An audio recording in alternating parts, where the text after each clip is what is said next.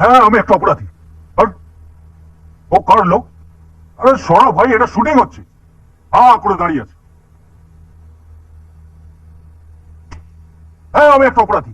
আর আরে এই লাইটটা অফ করো, পুরো কনসেন্ট্রেশনটা চলে যাচ্ছে। Change the light, change that light, make up, he needs concentration. চুল ঠিক করে ছেড়ে দিয়ে অ্যাক্টিং করো, অ্যাক্টিং। হ্যাঁ অমিত, সাইলেন্স। এই বুমটা আমার মুখের ভেতর ঢোকাবে নাকি? এটা শুটিং হচ্ছে না সার্কাস হচ্ছে?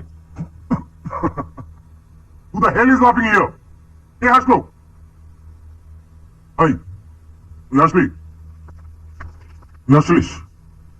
হ্যাঁ স্যার, সরি। সরি, হাসছিলিস কেন? মানে আপনি ওকে এত ভালো করে বুঝিয়ে দিচ্ছেন, আমরা বুঝতে পারছি, কিন্তু ও বুঝতে পারছে না, তাই। তুই বুঝে গেছিস, সব বুঝে গেছিস? তাই ডায়লগটা বলতে পারবি?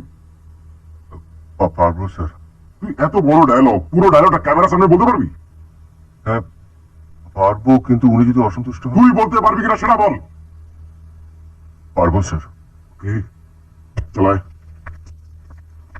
হ্যাঁ হ্যাঁ, আমি একটা অপরাধী, সমাজের বুকে আমি একটা কলঙ্ক।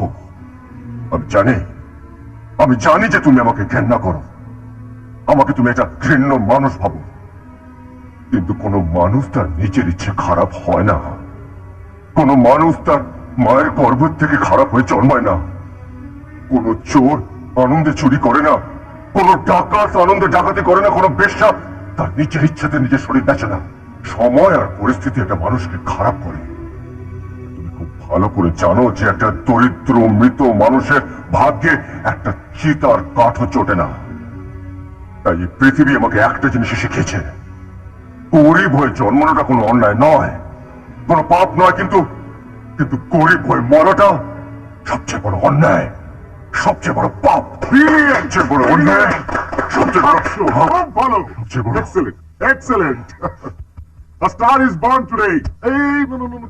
Brilliant, brilliant. He is my discovery. He is my discovery. এই থাক।